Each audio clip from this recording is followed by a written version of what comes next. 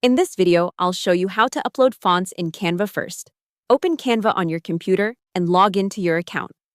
Font uploads are available for Canva Pro, Teams, or Enterprise users, so make sure you have access to one of those plans. Next, go to the Brand Kit section from the left sidebar. If you're using a team, you may need to open your team's brand kit instead of your personal one. Inside the brand kit, scroll down to the Fonts section. Here, you'll see an option that says Upload a font. Click on it, then select the font file from your computer. Canva supports common formats like TTF, OTF, and WOFF.